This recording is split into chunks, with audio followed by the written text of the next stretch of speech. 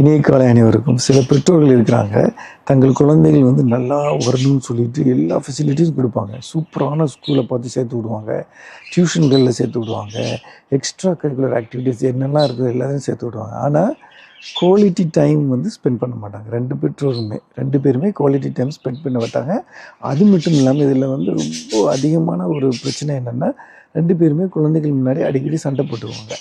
அதாவது ஃபெசிலிட்டிஸ் மட்டும் இருந்து பிரயோஜனம் இல்லை. மன வளர்ச்சியும் ஒரு தன்னம்பிக்கையான ஒரு குழந்தைத்தனமும், குழந்தைத்தனத்தை என்ஜாய் பண்ணக்கூடிய குழந்தைத்தனமும் இருக்கணும். இதெல்லாம் இருந்தால் தான் குழந்தை முழுமையான ஒரு மனிதனாக வளர முடியும். நீங்கள் வந்து எல்லா ஃபெசிலிட்டிஸும் நம்ம கொடுத்துட்டோமே, சூப்பரான மனிதனாக வருவான், இந்த வேர்ல்டில் ரொம்ப சக்ஸஸ்ஃபுல்லாக வருவான்னு நினைக்கிறது தவறு.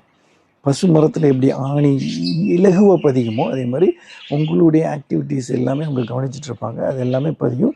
அவங்களுடைய ஃப்யூச்சரை அது பாதிக்கும். இப்படி சண்டை போட்டுட்டு இருக்கிறத பார்த்துட்டு வளர குழந்தைகள் வந்து நாளைக்கு ரிலேஷன்ஷிப்புக்குள்ளே, அதாவது திருமணத்துக்குள்ளே போகிறதே தயங்குவாங்க. அல்லது போனால் கூட அதை எப்படி ஸ்டெபிலைஸ் பண்ணுறது, ரிலேஷன்ஷிப்பை எப்படி மெயின்டைன் பண்ணுறதுங்கிறதுல அவங்களுக்கு பிரச்சனை இருக்கும். அவங்க வந்து நிறைய சம்பாதிப்பாங்க, ஆனால் ரிலேஷன்ஷிப்பை மெயின்டைன் பண்ணுறதை திணறுவாங்க. அதனால் யோசிச்சு பாருங்கள். நன்றி, வணக்கம்.